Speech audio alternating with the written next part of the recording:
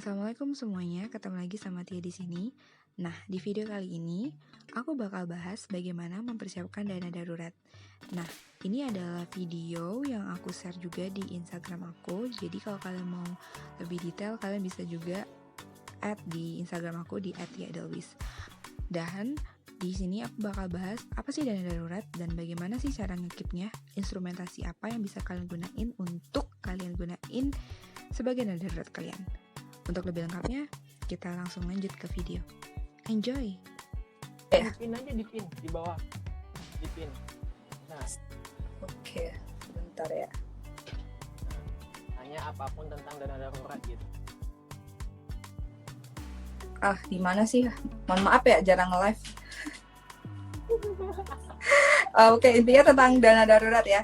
Oke, nanti rules-nya kita di akhir sesi teman-teman boleh nanya tentang yang kalian concern tentang dana darurat ini.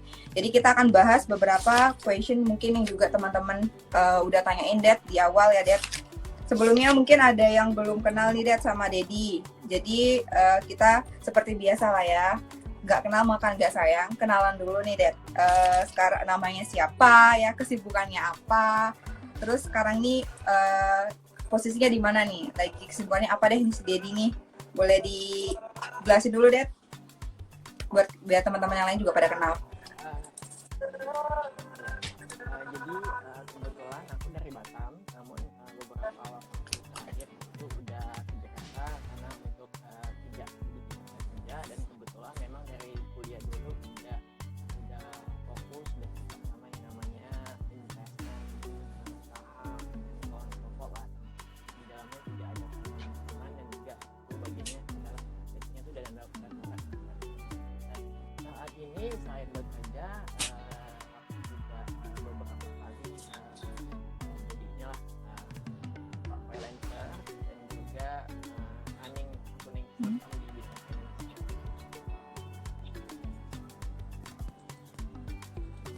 gitu sih.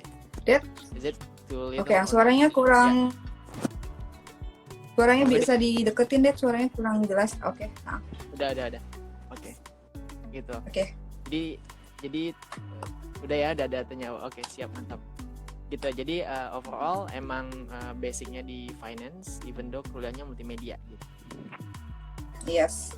Jadi Dedi ini udah cukup kenal lama ya tentang dunia seperti ini, tentang dunia finansial teman-teman. Jadi dia dari kuliah walaupun dia tuh jurusan teknik, tapi waktu zaman dari sekolah juga dari zaman kuliah dia juga udah pelajarin atau cari tahu, mempelajari deh tentang finansial ya Det ya. Jadi di sini kita bakal obrolin secara general tentang dana darurat ya Det ya. Buat opening. Dana darurat itu sebenarnya apa sih, Det? Kayak namanya simpel, dana yang dipakai ketika darurat. Jadi kalau misalnya nggak darurat, nggak dipakai. Gitu. Jadi emang persiapan defense ibarat lu bangun rumah itu ada pagarnya itu. Tanpa pagar, jadi dengan pagar ini lu bisa melindungi diri lah dari potensi-potensi yang apa ya namanya ya, signifikan atau mungkin yang agak mengganggu lah gitu. Jadi gunain dana darurat hanya pada saat darurat. Nih, gitu. Kalau status yang kita bilang darurat itu seperti apa, Det? Misalnya nih aku tiba-tiba aku pengen HP baru kayak gitu. Pengen HP baru. Terus atau misalnya aku punya laptop tapi aku pengen ganti upgrade ke laptop baru. Itu aku bisa gunain dana darurat aku atau enggak sih sebenarnya? Kalau yang kondisi actually in case kalau kondisi yang ada, yang pertama adalah kita lihat dulu ini status urgensinya, apakah itu emang benar-benar urgensi. Let's say ini ya, misalnya udah kerja, udah ada cash flow segala macam, tapi and then itu the needs of changing your laptop adalah karena lu pengen upgrade aja, padahal laptop lu yang sekarang itu udah memadai, udah cukup lah kan, cuman lu pengen keren-keren aja, itu kan bukan sesuatu yang darurat. Which is itu cuman wants, bukan needs gitu kan. Nah, beda lagi cerita kalau misalnya laptop lu rusak, tanpa laptop lu nggak bisa kerja. Nah, itu darurat dong. Jadi artinya ada proses yang terganggu di sana tanpa lu melakukan itu, tanpa kamu melakukan itu terganggu gitu. Nah, yang paling penting adalah itu. Jadi ketika darurat udah tersentuh pada titik itu artinya cash flow kamu nggak cukup kuat gitu. Jadi jangan dana darurat ini adalah kayak alarm gitu. Oh, kalau misalnya udah kena darurat, cash flow kamu berarti belum cukup kuat gitu. Oke. Berarti kita harus tahu ya, jadi kayak kebutuhan sama sikon-sikon yang memang itu kondisi yang kamu harus boleh menggunakan dana darurat kamu gitu ya, Det ya. Jadi antara kebutuhan tuh kadang kan sebagai anak milenial sih ya yakin banget sih susah banget. Misalnya kita memang pengen atau kita kalau udah pengen itu bisa aja mengasumsikan itu darurat, Det. Kadang kayak gitu kan. Iya kan? Ya, Akal. ya, bentar ya. Ya ini chatko itu dipin aja tuh, dipencet lama dipin. Oh, yang ini ya. Aku pencet lama. Chatko tadi. Oke. I get it. Sip. Nah, kayak gitu. Jadi teman-teman boleh tanya-tanya. Nanti kita di akhir di 10 menit terakhir kita bakal bacain pertanyaan teman-teman kita bakal bahas. Oke, kita lanjut, Det. Kalau misalnya dana darurat itu kan seberapa penting kita harus punya dana darurat? Apalagi kalau misalnya kita kan masih muda atau kita anggaplah kita nih baru setahun 2 tahun kerja gitu kan ya, atau teman-teman yang ada di sini kan rata-rata masih fresh graduate atau masih di semester akhir bahkan kuliahnya. Ini mereka baru akan melangkah untuk bekerja, terus dibilang dana darurat. Kayak tadi kita udah jelasin dana darurat itu apa.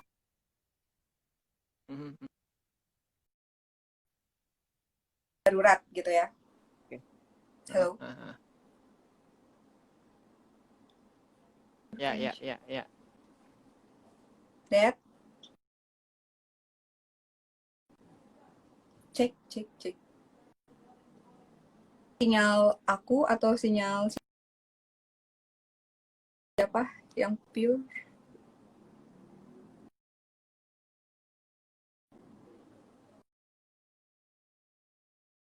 Det, sinyal aman? Ya. Oke, ulang lah. Sorry ya, Ila. Oke, kita ulang ya. Jadi seberapa penting dana darurat itu kita perluin sebagai kita nih anak-anak milenial, apalagi nih ada teman-teman kita banyak juga yang baru di semester akhir, anggaplah ini baru akan wisuda, baru akan bekerja gitu. Seberapa penting sih kalian harus prioritasin dana darurat ini? Kalian harus punya dana darurat ini. Kenapa gitu? Well, jadi kalau misalnya kita mau nanya seberapa penting, kita lihat dulu piramida kebutuhan financial management-nya. Yang pertama adalah kalau misalnya paling bawah itu kan adalah basic needs, which is itu operasional kamu gitu. Operasional kok. Jadi kayak basic needs tuh kayak operasional, makan, minum, transportasi, terus juga kuota. Even kan kalau misalnya nggak ada kuota susah kan, nggak kerja kan jadi kebutuhan. And then apa lagi ya? Hal-hal yang kayak gitu tuh itu udah harus dipenuhi terlebih dahulu. Jadi yang paling bawah itu adalah kebutuhan operasional tuh harus dipenuhi dulu. Kalau misalnya kamu kebutuhan operasionalnya enggak sustain atau misalnya apa tuh nggak balance lah kalau bahasa anak akuntansinya kan.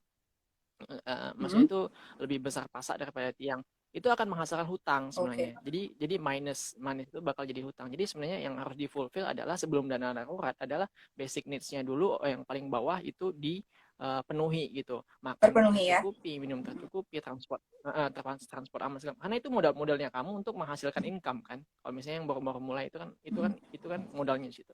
Nah, kemudian yang kedua, yang level piramid kedua adalah hutang. Jadi jangan hutang ini bisa jadi hutangnya kamu itu adalah dana daruratnya orang lain gitu loh. Ya dibayarin dong gitu. Kalau misalnya kamu ada hutang dibayarin. Cicil lah kalau misalnya cicil atau ada niat baik atau gitu, gimana ngomong dulu gimana kapan gue bisa bayar segala macam gitu itu lebih baik. And then baru dana darurat ini lu udah sustain, udah nggak ada hutang, lu bikin tameng ya kan. Lu bikin tameng untuk proteksi diri intinya gitu. Nah, udah di dana darurat ini seberapa penting, karena ketika kamu operasionalnya terganggu langsung ke dana darurat kan. Gitu. Nah, itu layer yang kedua, karena di atas dana darurat ada namanya investment gitu. Jadi ketika ada sesuatu yang mengganggu investment kamu, masih ada bentengnya gitu loh. Nah, itu di situ pentingnya. Jadi sebelum kita ngomongin investment segala macam, dana darurat ini penting sekali karena masyarakat kelas menengah, kelas bawah itu nggak aware kadang kalau misalnya itu apa kurang duit ngutang lah sama Benar. teman gitu kan. Budaya-budaya yang kayak gini, ngutang lah sama orang tua. Budaya makanya kenapa pinjol itu laris manis karena Mhm. literasi keuangannya itu kurang gitu. Nah, artinya sehingga nggak melindungi diri sendiri dengan strategi-strategi individual yang pas gitu. Dana darurat ini penting banget dan berasa banget kan saat-saat COVID kayak gini Yes. segala macam dan mulai rame kan Mhm. betapa pentingnya itu gitu loh. Benar sih. Eh, Mungkin kalau bagi kita itu tuh belum akan sedikit berasa karena kita sudah ada di fase kerja ya Det ya. Jadi kita ngerasa juga ternyata kita butuh Mm-mm. nih, memang ada harus dana Mm-mm. ini. Dan mungkin orang tua kita itu Mm-mm. akan jauh sangat merasakan itu. Oh ternyata kita butuh ya, harus ada simpenan kayak gitu, bahasanya itu simpenan untuk kita bisa survive terhadap hidup kita. Sedangkan kita bisa lihat sendiri ya, beberapa bulan ini kan Mm-mm. kita ada yang banyak di PHK, banyak juga yang harus kehilangan kerja, dan mereka kehilangan income sama sekali, dan itu ngakibatin shock banget ya buat sebagian besar masyarakat di Indonesia sendiri sih, aku lihatnya ya Det ya. Ya, ya. Nah, Mm-mm. dari sini nih nice point sih Det. Yang pertama berarti kita ada, aku udah bikin piramid kayak gini. Yang aku disimpulin pertama, kalau misalnya teman-teman semua kenapa harus butuh dana darurat? Kita pastiin dulu ya, berarti basic need kita itu terpenuhi ya Det ya. Kayak misalnya kebutuhan Ya. pokok kita ya, sandang, makan, papan kita gitu ya, Mm-mm. kuota Mm-mm. ya, Mm-mm. ongkos transport kerja gitu ya Det ya. Berarti udah terpenuhi dulu. Ya. Aku bisa asumsiin that itu kayak tahap pertama itu adalah kita sudah di tahap kayak keamanan finansial nggak sih? Yes, jadi Ya. kita tuh harus Ya. capai dulu layer pertama itu ada 3 poin tadi, itu adalah untuk mencapai keamanan finansialnya kita ya Det ya.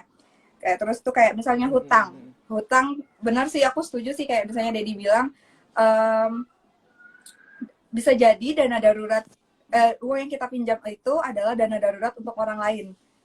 Itu kayak poin yang Ya. Ya. Ya. bagus banget sih buat diingatnya sama teman-teman, kalau udah hutang tuh wajib dibayar, karena orang teman kita tuh juga butuh ya. Ini juga buat teman-teman yang nonton gitu kan, supaya sadar buat dibayar hutang. Kalau ada yang punya hutang gitu kan ya Det ya. Kayak gitu. Terus baru kita ke tahap dana darurat. Kayak gitu baru nyimpan ke tanda darurat kita. Well Det, kalau misalnya kita masih di tahap layar yang kedua nih, layar 2, hutang dan dana darurat. Itu bisa dijalanin paralel nggak? Kalau menurut Dedi. Jadi Bisa. Oke, itu gimana tuh? Bisa. Kalau menurut aku bisa. Coba gambarannya dan gimana tuh, Dek? Jadi harus negotiate juga, tergantung kan kalau misalnya kita hutangnya kemana dulu, ke teman, ke institusi atau kemana gitu. Jadi ada harus bikin terms juga. Kenapa? Karena kalau misalnya lu cuma bayar hutang doang gitu, langsung jebret-jebret tanpa persiapan dana darurat, nanti kalau misalnya ada apa-apa lu tetap aja ngutang Yes, lagi gitu itu dia jatuhnya kan. poinnya. Oke. Iya kan? Jadinya gali lubang tutup lubang. Jadi kalau misalnya pun ada hutang segala macam, ada terms lah.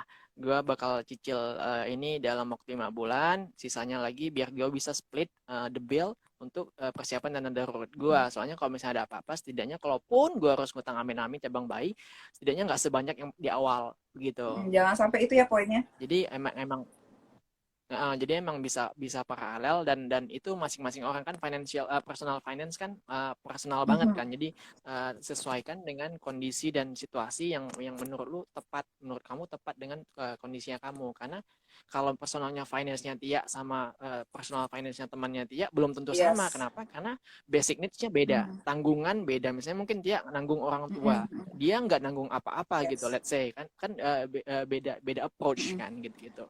Nah, mungkin dia bayarin adik-adik sekolah segala macam sampai dia harus ngutang sampai basic gitu. Jadi strateginya tetap sama, tapi lebih ke flexibility untuk mengaplikasikannya itu disesuaikan lah dengan kebutuhan masing-masing seperti itu. Jadi tidak ada absolute rule harus kayak gini, harus sekian persen, enggak gitu. Jadi lebih kayak what do you think is the best for you, itu what you do gitu. Nggak bisa di-compare, tapi strateginya tetap sama. Yes. Yang kita bisa bahas di sini adalah benar ya strateginya. Tapi kalau misalnya kita bilang amount jumlahnya, karena kebutuhan finansial setiap keluarga itu memang berbeda ya Det ya. Jadi ya. Oke. Nah itu kan kita ngomongin berarti finansial itu berhubungan dengan cash flow dong Det ya. Iya. Yes, Cash flow itu apa sih maksudnya Det sebenarnya?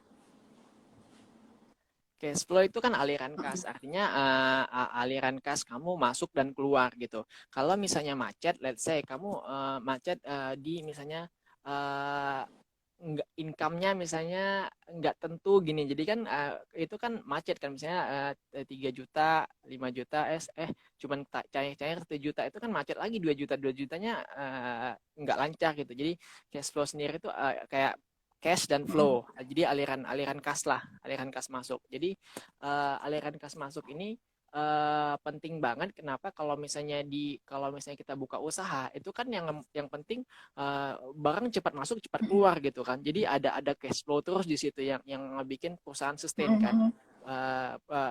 Untuk barang masuk, dia beli barang, and then kapan jualnya, pas dia itu cuan untung. Jadi kadang strategi perusahaan ada yang nunggu cuan banyak tapi nunggu lama, ada yang Jual aja. cuannya dikit tapi cepet barangnya, jebret. Repeat order ya Jadi terus. karena cash flow itu is king. Repeat order. Jadi untuk personal juga cash flow juga wajib, juga harus. Karena kalau misalnya kita ngomongin cash flow-nya kamu dari gaji, berarti kamu cuma punya satu cash Yes, flow dong. income-nya ya itu berarti satu ya. Satu cash flow itu kan income Yes. doang, satu doang ya kan. Kalau misalnya itu cuma punya satu, which is kamu satu langkah menuju bankrupt gitu, nggak ada. Kalau misalnya dipecat tiba-tiba, kamu nggak ada cash flow lainnya, Ya, nggak ada income tambahan ya ya. kan. Jadi kalau misalnya gitu, jadi kalau misalnya kita ngomongin tadi kan finance security kan, kita ngomongin ada kan. Yes, financial security, benar.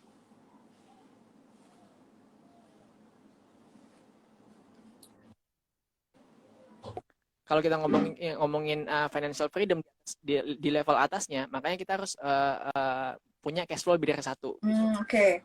Itu ya, teman-teman ya. Kalau kalian searching di YouTube, jangan langsung financial freedom-nya langsung. Jadi tahu dulu base-nya apa, ada tahapannya, biar kita bisa nyampe ke piramida paling atasnya tuh, financial freedom. Tapi base-nya itu harus kuat dulu. Nah, kalau misalnya sekarang income-nya baru dari cuma satu, berarti harus masukannya cari income tambahan ya, Det ya. Ya. Itu catatan juga buat aku sih, Det. Jadinya. Sama introspeksi kita. Kan? Jadi sama-sama belajar ya kita di sini, guys. Nah, nice banget sih poinnya, Det, untuk cash flow-nya. Berarti kalau aku juga kasih masukan, berarti kalau cash flow ini adalah sebenarnya kita semua itu harus punya anggaran pengeluaran ya.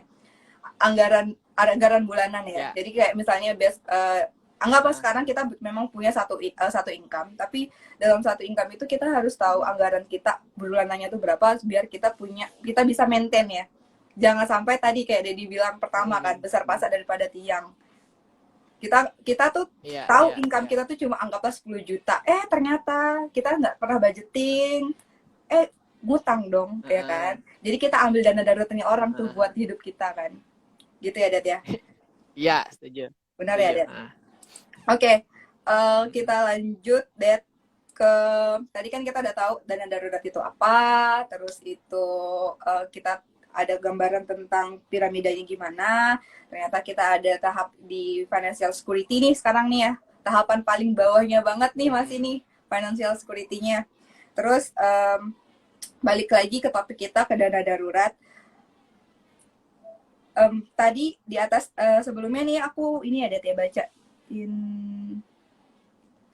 Kemarin aku pernah vote kan sebelum kita ini kan aku pernah vote. Tadi kan Dedi sudah nyinggung sebenarnya di atas dana darurat itu ada investasi, ya kan, Det? Nah, aku kemarin nanya nih sama teman-teman di Instagram, mana yang lebih dahulu, dana darurat atau investasi? Itu tuh balance 50-50. Nih pandangan Dedi gimana? Kalau untuk hasil dari teman-teman, itu kan pandangan teman-teman semua, ini gimana sih menurut kamu, Det?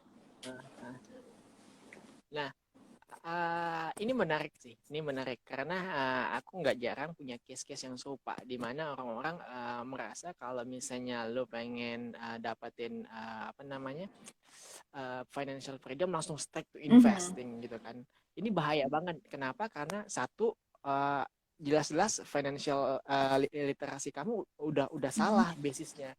Kenapa? Kalau misalnya kamu langsung ke financial investment and so on stuff gitu, ada orang yang beli saham pakai dana operasional. Jadi kalau misalnya kamu ada apa-apa, sahamnya turun, lah kamu rugi kan. Jadi buat apa gitu loh. Ini antara tujuan dengan strategi kurang masuk gitu. Jadi kalau misalnya kamu masih baru-baru and then langsung stick to the financial investment, itu salah banget Oke, gitu. salah ya.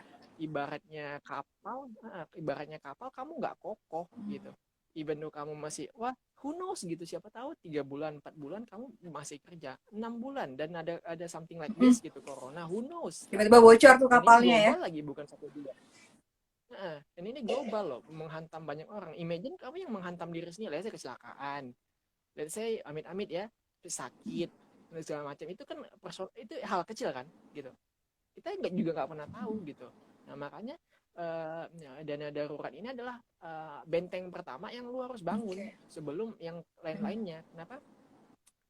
Yes, you can have an investment, tapi kan investment kan mainnya jangka panjang, bukan short term gitu 1 tahun 2 tahun. Ada ibarat aja kalau misalnya saham, laporan keuangan itu baru keluar setiap 1 tahun sekali gitu loh. RUPS juga gitu kan, which is minimal 1 tahun sekali lu baru bisa mereview kinerja si perusahaan tersebut gitu, apakah lagi dividen atau segala macam gitu. Nah kalau misalnya langsung strike ke sana, ya antara strategi dengan kebutuhan dengan tujuan nggak matching gitu loh.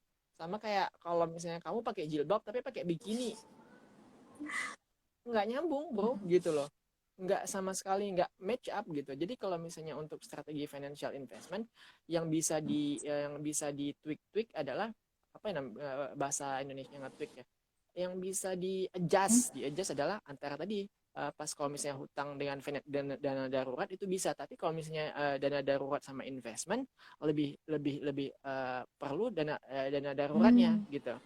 Lebih sangat dianjurkan dana daruratnya dulu, even though you can parallel, tapi apa ya namanya, kurang afdol aja gitu.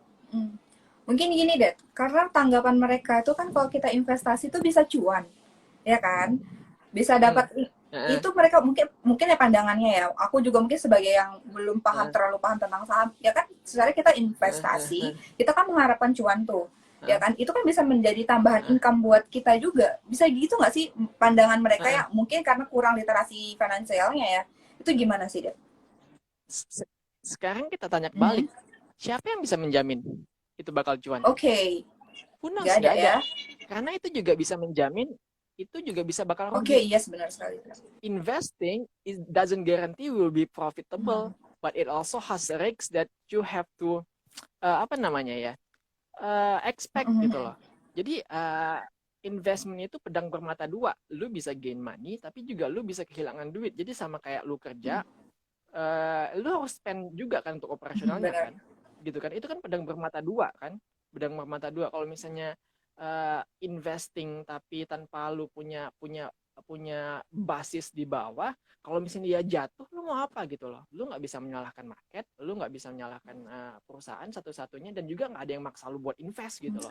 Nggak ada yang lu harus invest sekian segala macam dipotong kalau nggak gitu, nggak ada kan. Yang at the end of the day it just you versus you, it just your strategy to approach the financial life gitu kan. Gimana cara kalau misalnya orang-orang yang kurang gitu ya, mereka nggak mempertimbangkan bahwa situ ada resiko, lu bisa cuan 100%, lu juga bisa hilang 100% gitu kan. Nah ketika lu langsung menembak itu artinya kan investment, wah sama apa reksadana apa, artinya sebelum ada itunya landasannya, berarti lu masih baru sebenarnya, masih kurang apa namanya, kayak jalan ke Batam lah, dari Batam Center ke Batu Aji gitu. Kalau lu nggak tahu Batu Aji itu di mana itunya, sasar dong, nyasar segala macam. Yang tadinya pengen cepat, kadang sasarnya jadi lebih lama gitu.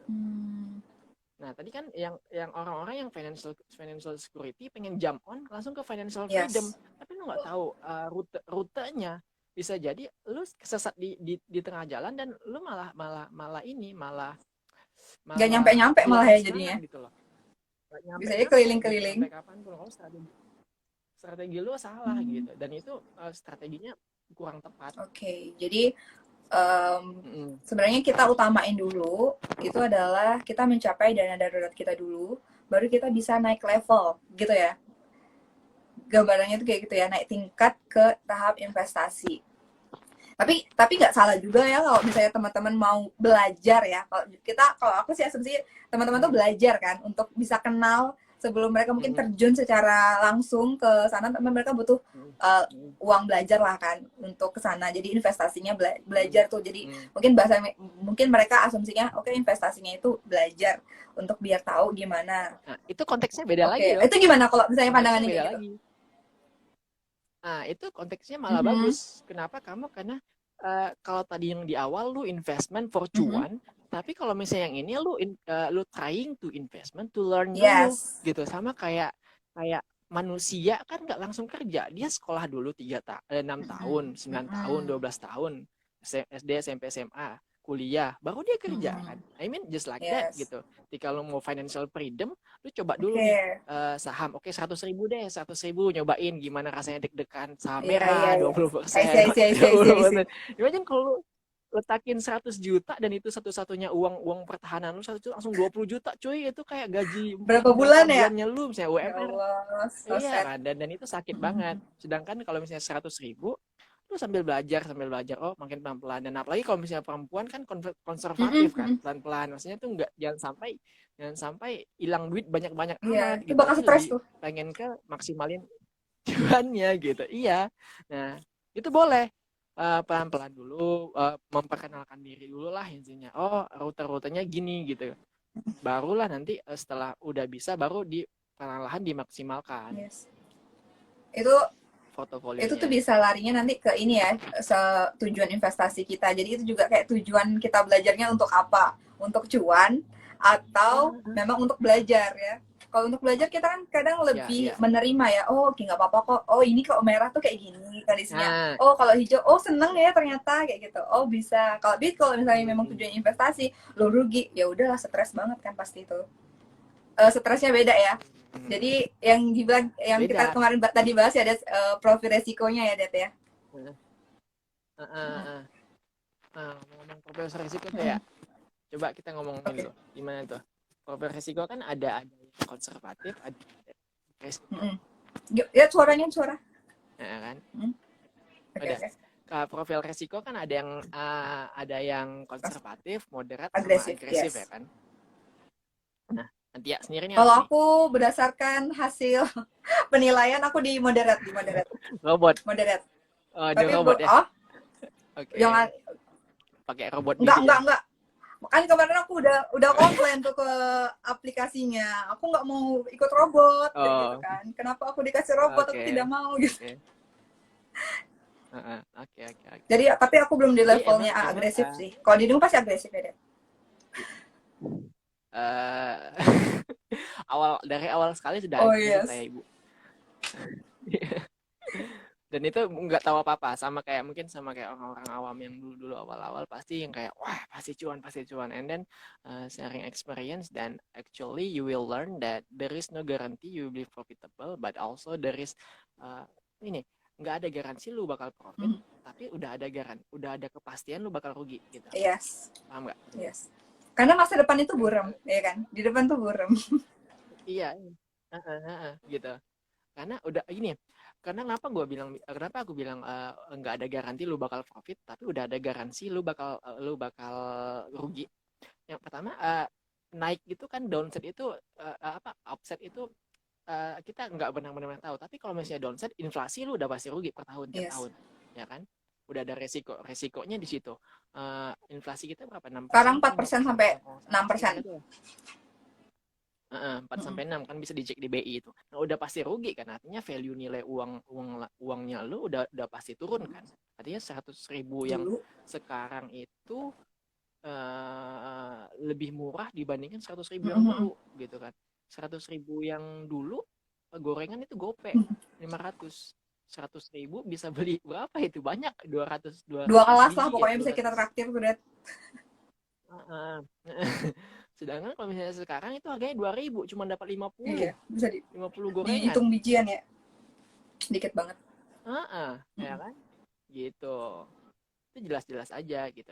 Itu udah resiko. Jadi emang lu harus at the end of the day finally lu harus terjun ke investment, tapi ada yang salah kalau misalnya lu berpikiran bahwa market akan memberikan profit otomatis signifikan tanpa belajar. Itu yang salah. Yes, agree sih. Oke, nice, Det. Kita lanjut nih, Det. ke instrumen ya. Yes. Tadi kan udah dikasih tahu tuh dana darurat investasi. Nah, kalau misalnya aku mau mempersiapkan dana darurat aku, sebaiknya itu di instrumen apa sih aku mempersiapkan dana darurat aku? Oke. Jadi kalau misalnya kita ngomongin dana darurat adalah dana yang ditempatkan di instrumen-instrumen yang bisa gampang dipakai, dicairkan saat darurat. Itu intinya kan, ada kuncinya adalah darurat. Sangat gitu. liquid ya dia. Jadi jangan kita invest atau meletakkan uang di tempat-tempat yang susah dicairin, misalnya sama teman gitu enggak, atau bisnis teman, atau apalah yang susah, properti segala macam yang susah. Kalau misalnya mau dijual langsung susah gitu, harus nunggu bertahun-tahun, berhari-hari, berbulan-bulan. Nah, instrumen yang paling tepat adalah yang pertama emang cash itu gitu loh, cashnya itu sendiri gitu, cashnya itu. Atau lu bisa taruh di foreign currency kayak dolar, kayak pound sterling, dan sudah ada banyak dong aplikasi-aplikasi yang menyediakan converter, nggak harus ke money changer lagi kan. Yes. Nah, itu bisa. Dan juga reksadana atau deposito jangka pendek. Ya, jadi reksadana deposito 3 bulan, 6 bulan, tergantung ke perkiraan. Gini, kalau nggak buat dana darurat itu perkiraan lu naruh misalnya deposito nih, kayaknya operasional gue lumayan tahan nih, gue nggak banyak rewel kalau soal makan, nggak banyak kongko, sehingga even though gue udah survive udah ngalokasikan dana darurat, sebenarnya operasional gue juga surplus nih, masih ada lebihnya gitu kan. Nah, itu bisa ditaruh dana daruratnya di yang agak-agak lebih panjang dibandingkan 3 bulan, misalnya deposito 6 bulan, deposito 1 tahun gitu. Nah, gitu. Paling lama 1 tahun, nggak boleh lama-lama, tapi 3 bulan lah, 3 bulan yang udah paling ideal. And then foreign currency, and then yang terakhir adalah menurut aku sih emas. Kenapa emas yang terakhir? Karena gini, harga spreadnya emas itu lumayan tinggi gimana? Kamu beli 100.000, kalau misalnya dijual saat itu juga, misalnya harganya 96.000 langsung. Selisih harganya itu disebut spread. Ya, selisih jual dan beli ya. Nah, di emas itu spreadnya tinggi gitu. Jadi kalau misalnya 100 juta, langsung misalnya dia langsung spreadnya itu di 96.000. Jadi rugi 4 juta kalau misalnya naruh di situ kan. Nah, itu terakhir gitu. Dan juga dana darurat ini nggak boleh banyak-banyak ya, karena banyak-banyak juga nggak efektif. Dana darurat nggak boleh banyak-banyak, kenapa tuh? Nggak efektif. Satu kan, kita kan dana darurat fungsinya adalah untuk menjadi alarm dong, menjadi alarm aja gitu. Jadi buat event ya. Kalau misalnya udah di angka tertentu, lu udah bukan financial security, lu udah bisa step up untuk ke financial freedom gitu loh. Ngapain lu lama-lama di financial security gitu sih. Kalau misalnya dana darurat itu minimal 3 sampai 6 paling minimal. Terus yang sisa-sisanya itu sesuai tanggungan, ditambahin 3 bulan pengeluaran. Total pengeluaran. Atau kalau misalnya nggak mau ribet, total income. Nah, ini pertanyaan selanjutnya sebenarnya. Yang udah teman-teman tanyakan, yang kemarin aku sempat vote juga kan, itu sebenarnya besaran dana darurat yang harus kita butuhkan itu berapa kayak gitu. Ada beberapa versi itu lihat aku juga baca atau aku juga dengar dari teman-teman semuanya. Yang pertama itu adalah ini nanti kita ngomongnya yang lebih efisiennya aja ya. Kayak tadi ada dibilang kan 3 bulan sampai 6 bulan ya. Itu pengaliannya sih, kayak yang aku mau concern tanya itu adalah pengalinya. Lebih baik kita mengalihkan dari pengeluaran kita bulanan atau yang tadi income kita. Kalau kan biasanya kan sebagai orang yang literasinya kurang, ngebudget itu jarang. Emang gini lah, ya udah bikin ini nggak catatan pengeluaran dan pemasukan nggak selama ini? Udah berapa lama? Setahun belakangan doang. Itu pun aku udah gunain aplikasi sih. Kan, which is itu kita baru sadar kan bahwa ternyata itu pencatatan itu kurang. Imagine orang-orang yang maksudnya baru itu lah, gimana dia mau menghitung dana darurat segala macam kalau misalnya dia pengeluarannya dia loss itu aja, kira-kira aja gitu kan. Nah, jadi kalau misalnya lebih ideal dari pencatatan pengeluaran dan pengeluaran. Tapi kalau misalnya lu nggak tahu nih pengeluaran gue pastinya berapa, ya udah income lu tapi lu tahu gitu kan. Misalnya per bulan lu digaji 10 juta, berarti tiap bulan gue bakal masuk 10 juta. Lebih gampang dong. Yes. Ya nggak? Jadi Lebih gampang dong. gampangnya Langsung bener tahu gitu dong. sih. Income ya. Walaupun nanti jatuhnya Ah, lebih besar, tapi itu lebih ah. safe nggak sih? Iya Iya, kan? iya, lebih gampang lah pokoknya kayak gitu. Emang lebih gede, tapi at the end of the day tadi lagi baik lagi ke perhitungan lo, apakah dana darurat ini bakal bakal apa namanya ya, mengamankan gue dari potensi-potensi short term lah, HP hilang, laptop rusak, motor, mobil segala macam, yang kayak hal-hal kayak gitulah, atau anak rumah sakit segala macam gitu-gitu. Iya. Jadi untuk pengalinya berapa nih, Det? Anggap kita nih single masih sendiri. Jadi itu kaliannya berapa nih? Anggaplah income-nya misalnya ya, income-nya itu 10 juta ya bulanannya. Terus sebenarnya pengeluarannya itu 5 juta. Jadi kalau misalnya hitungan-hitungan efektifnya itu berapa untuk dana daruratnya? Kalau gue udah tahu pengeluaran gue pastinya berapa, 5 juta, gue bakal strike tuh udah pengeluaran.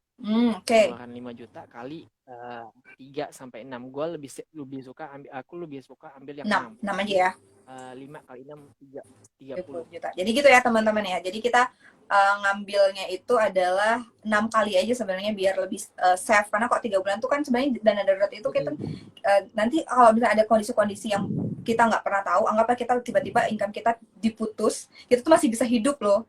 Kalau misalnya kita 3 bulan berarti kita masih Selama bisa 6 bulan ke depan, hidup let's say. selama 3 bulan ke depan. Tapi kalau misalnya 6 bulan berarti kita masih bisa bertahan hidup selama 6 bulan ke depan gitu kan. Jadi itu masih ada kesempatan kalian bisa di tempat kerja baru, kalian cari income tambahan, itu kalian lebih tenang gitu, lebih ada masih bisa hidup deh. Kayak hidupnya tadi ya, kebutuhan kalian tuh masih bisa terpenuhi, kayak tadi makanan, minuman, transportasi, wifi, dan lain sebagainya itu masih bisa di cover sama dana darurat kalian.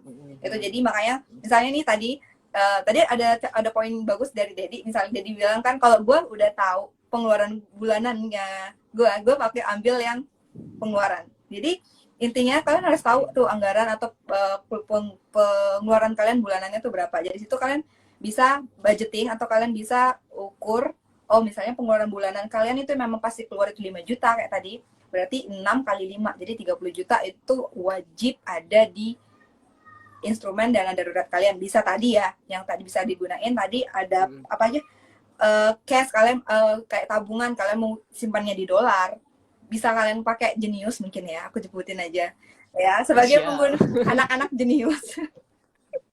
Jangan salah kan, misalnya kok di TikTok itu kan cuma instrumennya aja. Tapi Genius ini banyak teman-teman yang di luar di Batam sendiri tuh masih kurang tahu kayak gitu. Aku sendiri tahu jauh gitu. Genius itu memang dari teman kantor kayak gitu kan. Dan aku buatnya pas aku di Jakarta kemarin. Walaupun bisa booking online, tapi kemarin aku tuh gara-gara kita harus telepon kan, fit call kan, untuk tapi karena aku beberapa kali reject, jadi aku di blok gitu. Jadi aku buatnya waktu aku di Tangerang, jadi aku bikin di bank itu. Jadi bener tuh kayak teman-teman yang ditawarin kalau di Jakarta atau di sana kan enak ya, mereka pasti nawarin udah buka Genius ya kakak kayak gitu. Tapi kalau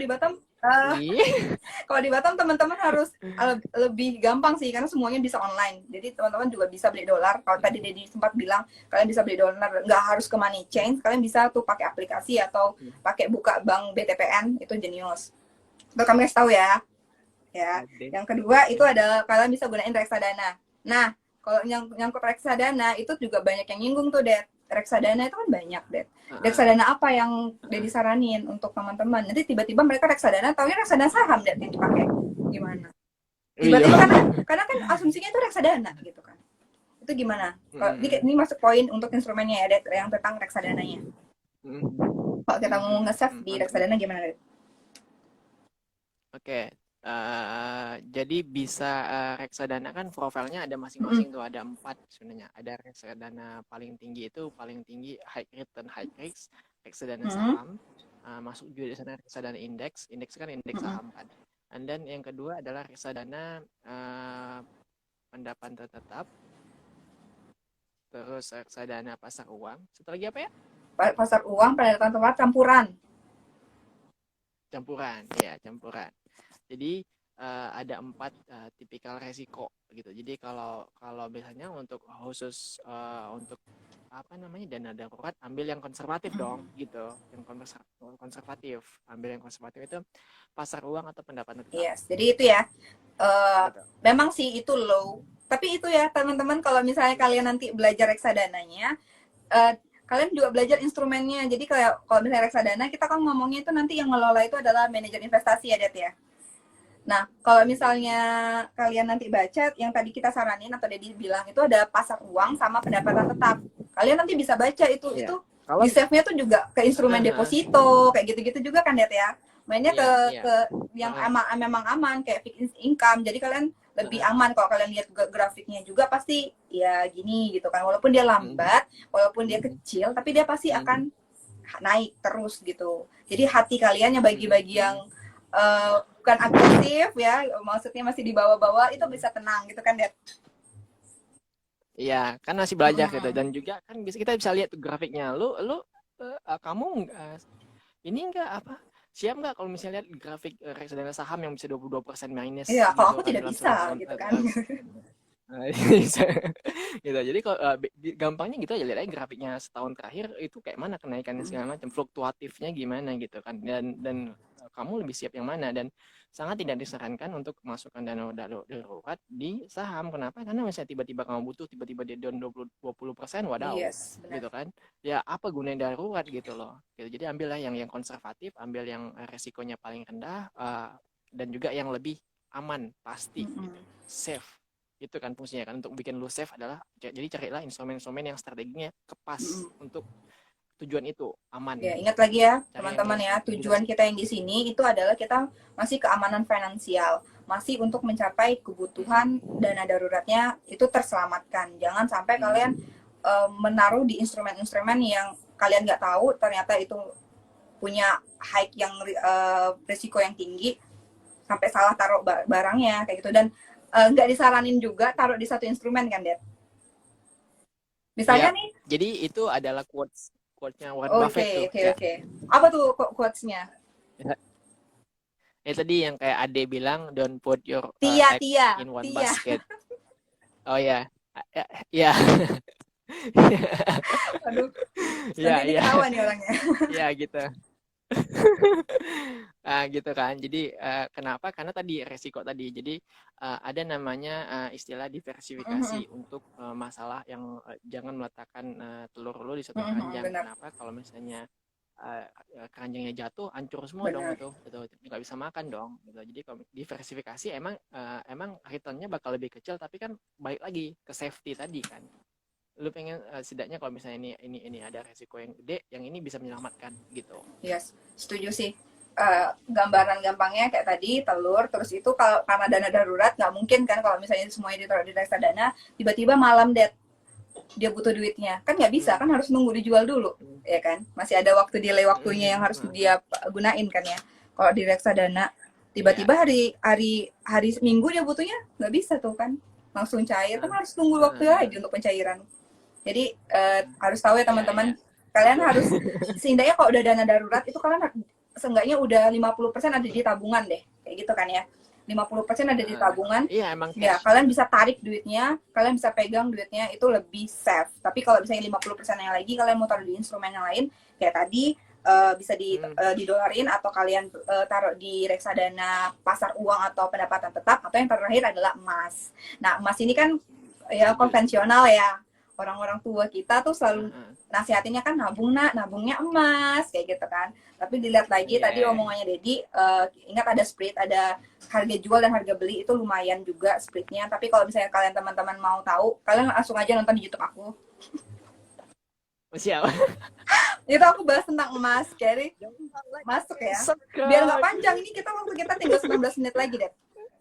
Nanti kalau misalnya lebih detail, kalian bisa langsung nontonin aja YouTube-nya kayak gitu. Kalau ada yang mau ditanya langsung tanya, nanti aku sampaikan juga ke Dedi. Kalau misalnya itu kita butuh lanjutan, kita bakal bahas tentang ini. Untuk emas ada lagi deh itu ya yang diperhatiin spreadnya. Terus walaupun dia liquid tapi itu jual belinya beda. Kayak kemarin aku belinya tuh 800 deh, 890 lah anggap ya tempat aku beli. Sekarang kan harganya 820 ya. Terus Harga jual itu masih harga beli. Harga jualnya tuh 803.000 gitu kan. Itu kan lumayan jauh cuy kayak jualnya. Kayak kalian tuh nggak selamanya untung, di mana instrumen investasinya tuh pasti ada resikonya, walaupun itu emas sekalipun atau reksadana pendasar uang ataupun apapun itu. Gitu ya teman-teman ya. Lanjut Det, 18. Ini ada pertanyaan nggak dari teman-teman di sini? Ada silakan. Cek, aku cek dulu ya. Atau di semasa sapa ya kan. Husna rindu Kak Tia, Bang Dedi. Oh iya Husna. Husna, halo Husna. Kayak kenal. Tunggu. Apa nih? Beda butuh sama pingin. Oke. Kalau ada yang mau tanya, nih aku open ya buat teman-teman kalau memang ada pertanyaan terkait dengan reksadananya. Sorry, kok reksadana jadinya. Dana darurat. What do you think about don't put your eggs in one bucket? Oh, itu udah kita bahas ya sebagai investor pemula ya. Udah ya. Ade udah dijawab. Nabung di BNI Syariah bebas biaya admin kakak. Ya, dia promosi. Siap. Kalau split emas Antam kan besar. Kalau emas lokal yang biasa di toko emas gitu belinya, tahu nggak Bang splitnya berapa? Jauh lebih kecil kah atau lebih aman kah kalau dijadikan dana darurat? Oh, ini bisa ditonton di YouTube aku. Aku ada bandingin. Siap. Atau misalnya Dedi mau jawab, boleh Det. Kita ini dulu Det, dicoba Dedi bantu jawab. 3 aja mungkin udah di YouTube-nya. Ya, yang penting intinya emas spreadnya gede dan aku lebih prefer digital aja. Kenapa lebih enak dibandingkan yang kalau misalnya taruh di rumah tuh bahaya. Oke. Ini ada pertanyaan, nanti ini ada satu pertanyaan. Itu nanti di terakhir deh kalau misalnya ini pertanyaan Adef, nanti aku keep. Tadi apa ya aku mau bilang? Instrumen. Aku kasihin dulu ya pertanyaan-pertanyaan kita yang sebelumnya udah kita bahas, Det. Instrumen apa? Oke. Nah, kan kemarin aku juga sempat singgung ya, plus minusnya reksadana. Plus minusnya reksadana tadi sebenarnya udah cukup terjawab ya, Det ya. Kalau untuk pasar uang sama itu, aku rasa sih kalau kalian nonton di awal atau yang ada yang ketinggalan, nanti bisa diputar lagi videonya, live-nya itu nanti kita bakal lebih jelasin detailnya. Mungkin di next ya, karena ini kita fokusnya di dana darurat kita. Nah, ini dari Adef. Tunggu, berarti aku salah Kak ya. Selama ini aku taruh di ATM aja. Oh iya, kalau misalnya dia nabungnya di ATM doang, lihat itu salah atau enggak ya? Actually itu 50-50. 50-50, itu gimana maksudnya? Kalau misalnya emang khusus dana darurat, ya udah nggak masalah karena emang ada yang udah di dana darurat itu kan. Cuman kalau misalnya dana darurat lu mau bertumbuh, kadang kan orang kayak Tia 50-50 ya kan. Gitu sih. Jadi emang fungsi dana darurat itu adalah cash ready gitu. Cash ready yang kapanpun jadi. Nah, dia sebenarnya nggak masalah juga sih. Cuman kalau misalnya kayak gitu, kalau misalnya satu ATM doang tiba-tiba ATM lu macet atau gimana, keblokir atau ke hack atau pinnya salah, lupa pin. Aku pernah lupa pin dan itu ribet banget. Aku udah berapa kali di 3 bank yang berbeda lagi. Ya kan, itu nggak safety jadinya kan, masih ada hal yang perlu lu concern lagi untuk itu gitu. Jadi lebih baik kayak Tia Ali boleh di 50% di sini, misalnya di tempat lain. Jadi kayak don't put your eggs in one basket lah. Itu ya teman-teman ya. Jadi kok sebenarnya siapa tadi yang nanya? Ayah dia itu nggak salah. Memang kalau tujuannya dana darurat itu sebenarnya memang harus bisa dipegang, duitnya bisa kalian langsung tarik, kalian ambil. Jadi kalau misalnya mau di ATM juga nggak masalah, asalkan itu memang kalian peruntukan untuk dana darurat yang nggak boleh kalian ambil. Kalau nggak darurat, jangan mengatasnamakan saya mau beli skincare itu darurat gitu kan. Karena mau ketemu doi harus cantik gitu kan, harus itu darurat, itu kondisi darurat itu. Tolong dibedakan dulu definisi darurat ini apa, tadi udah dijelasin di awal. Oke.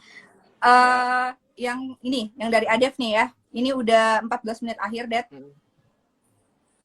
Kak Dedi, Kak Tia, apa saja instrumen yang udah kalian gunakan secara pribadi? Terus plus minusnya apa? Nah, kita mau tahu Dedi ini instrumen bukan jumlahnya ya.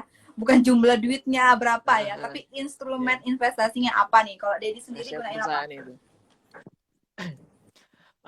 First thing first, pasti waktu aku actually yang salah melangkah di awal tuh langsung agresif, langsung saham, dan which is itu that's why aku warn the people bahwa lu nggak bisa langsung ke saham karena I've been through that gitu. Oh, itu dirimu ya, Dat ya? Karena lu harus belajar. ya I've been through that gitu. Karena kenalnya waktu itu saham. Jadi kalau misalnya ditanya sekarang, which is kalau misalnya sekarang beberapa instrumen yang udah ada yang mungkin mayoritas kayak saham, reksadana dan segala macam itu udah pernah dicoba. Kenapa? Karena untuk satu gini, mungkin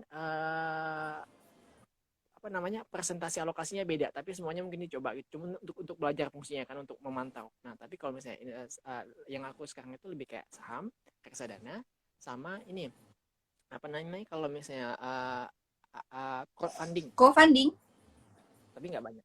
Crowdfunding, itu apa deh? CR CROWD funding gitu. Jadi kalau misalnya kayak Kak Tia nih beli properti, tapi nggak bisa beli properti langsung, harganya mahal kan, 2M kan. And then ini perusahaan crowdfunding ini dia ngebuka satu lotnya itu 1 Ya, juta aku pernah dengar sih ini. gitu kan. Ada gitu-gitu karena lu bisa punya bagian dari properti itu, returnnya sekian, tapi dengan modal yang tidak Oke, besar. nice. And then yang terakhir adalah Oh, obligasi ya. utang ya? Obligasi kita membantu negara nasionalis. Dah, kita aja sih. Itu ya, berarti banyak-banyak. kalau Dedi makainya ada instrumen sahamnya, terus ada co-fundingnya untuk properti, ya kan? Sudah sedikit bermain dengan properti, terus sama obligasi. Obligasi itu surat hutang negara ya, gengs? Iya nggak sih? Kalau salah, kan? Iya, surat hutang Ya. negara. Jadi nanti takutnya teman-teman. Jadi negara kan berhutang kan? Hutang kita banyak kok ya. Banyak ya. Nanti kita bahas jalan waktu lah kalau soal ini. Jadi, tapi kan reksadana kan pendapatan tetap kan obligasi ya? Oh iya, pendapatan tetap ya. Jadi kalau tadi ya kita mainnya kalau pasar uang itu bisa dibilang dia main namanya di deposito. Ada juga persentase obligasi. Kalau misalnya dia pendapatan tetap, dia mainnya di obligasi berapa persen gitu. Terus itu masih ada juga dikitnya di deposito ya, Dat ya. Kalau campuran tuh obligasi sama saham ya. Udah masuk ke saham dikit. Saham. Kalau campuran tuh makanya dia lebih tinggi, high risk, intinya high risk return itu udah masuk ke saham. Tapi kalau misalnya udah reksadana saham ya udah pasti juga di saham, udah di indeks mainnya tuh. Gitu ya teman-teman ya. Kalau aku sendiri sih aku nggak jauh beda sih. Tapi kalau aku belum kenal sama yang tadi properti, aku belum kenal. Aku mainnya juga masih di reksadana. Reksadananya masih aman di ADF karena ini masih di dana darurat. Aku masih mainnya di pasar uang atau di pendapatan tetap. Terus aku mainnya di emas ya, instrumennya emas kayak gitu. Cewek juga karena ya. Konservatif. Karena cewek tuh cari aman pokoknya. Intinya kalau cewek tuh cari aman, nggak mau yang neko-neko gitu kan. Terus terus aku juga nge-save di tabungan. Jadi di tabungan itu kan kalau misalnya di Genius itu ada kayak Dream Saver ya. Nah gitu kalian 4% ya. Bisa ngeset tabungan kalian itu bisa juga setiap bulan atau tergantung kalian setnya berapa, itu kalian bisa langsung tarik dari tabungan utama kalian masuk ke Dream Saver yang kalian targetin berapa. Anggaplah kalian targetin misalnya 10 juta, ya udah nanti itu akan terakumulasi dan dengan presentasi berapa. Hitungannya kayak mini deposito lah. Walaupun bunganya di bawah deposito sedikit gitu. Kalau aku sih masih mainnya di situ. Hai buat teman-temannya baru bergabung ya. Ini kita sudah masuk 10 menit terakhir. Nanti kalau teman-teman mau mau ngulang, boleh diulang di live-nya. IG TV. Ya, di IG TV ya. Terakhir, Det. Mau penutup kita bahas sebagai pendatang baru, sebagai kita kan masih belajar. Buku apa yang harus kita, nggak harus sih, buku apa yang menurut kamu harus kita pelajari atau bisa menambah wawasan kita tentang finansial ini, financial literasi ya utusnya. Kalau misalnya awal-awal banget, jangan baca buku yang berat. Dia suaranya kurang jelas. Kalau misalnya masih awal-awal banget, jangan baca buku yang berat-berat, baca buku yang mudah dipahami, gampang dipahami, gampang dicerna, dan gampang diikuti step-stepnya. Jadi nggak langsung pro gitu, nggak langsung loncat yang bikin lu kayak tadi mikir langsung saham langsung cuan gitu, nggak kan? Jadi kayak ada step-stepnya gitu. Yang pertama adalah anak muda miliarder saham, karena bahasanya kalau misalnya lo mau belajar investing untuk learning dulu, bukan untuk profiting, ini bagus banget, anak muda miliarder saham. Oke, anak muda miliarder saham ya. Andika Sutoro Putra. Andika Sutoro Putra. Terus terus kemudian ada yang Prita ya, Guzi. Dia apa ya? Gitu apa? Ya? Menjadi cantik, gaya dan tetap menjadi cantik, gaya dan tetap kaya, Mbak Prita tuh favorit banget sih. Kalau kalian juga mau ikutin, punya tuh Mbak Prita tuh juga di Z Finance. Kita promosiin punya bagus orang-orang banget ya. buat cewek-cewek dan dan dia itu emang khusus niche-nya cewek-cewek kan, ambilnya makanya cewek-cewek dan cocok lah kalau misalnya dari mindsetnya cewek-cewek yang konservatif dan cewek apa namanya lebih ke safety. Mbak Berita bagus Nice. juga, bahasanya gampang. Suaranya hilang, Dad. Kemungkinan yang ketiga, kalau yang ketiga itu ada Who Wants to Be the Smiling Investor. Wants to be the smiling Itu investor. kayak Lukas Atmaja. Yes, Yang Lukas Setia Atmaja ya. Jadi itu 3 buku yang direkomendasiin buat teman-teman bisa baca, bisa dipinjam, bisa di-download atau pokoknya beli ya. Itu kita hargai hak cipta orang. Ingat ya, kalian beli yang asli, jangan bajakan. Itu bahasa Indonesia. Jadi ada 3 buku nih rekomendasi. Yang pertama adalah Anak Muda Miliarder Saham, karyanya Andika Sutoro Putra. Itu bisa kalian cari, ada di Google tuh banyak. Di Shopee juga bisa kalian beli. Yang kedua adalah yang buat cewek-cewek yang mau tetap menjadi cantik, gaya, dan tetap kaya. Itu tuh cewek-cewek banget, impian semua cewek kan. Siap. Punyanya Mbak Prita Gozi itu juga rekomend. Itu buku udah 10 tahun lebih, tapi itu masih sesuai sampai sekarang. Yang terakhir adalah Who Wants to Be Smiling Investor. Itu karyanya dari Lukas Setia Atmaja. Kalian bisa juga cari di mana aja, bisa kalian beli ya. Atau titip sama Dedi mungkin di Jakarta. Oke, Dad. Beli online Ini ada. kita udah mau habis waktunya, udah mau jam 5 juga. Udah mau sejam, ternyata nggak terasa. Ya, teman-teman yang udah mau bergabung, thank you banget udah mau join. Thank you. Kalau misalnya ada pertanyaan, tambahan, atau kalian mau request live lagi, Kak, dengan tema yang lain. Mungkin kalau aku tadi bilang sama Dedi, bakal request tentang reksadana, mungkin kita akan ketemu di live selanjutnya. Thank you, Dedi, buat waktunya. Thank See you, you, teman-teman semuanya. bye. Assalamualaikum. Salam.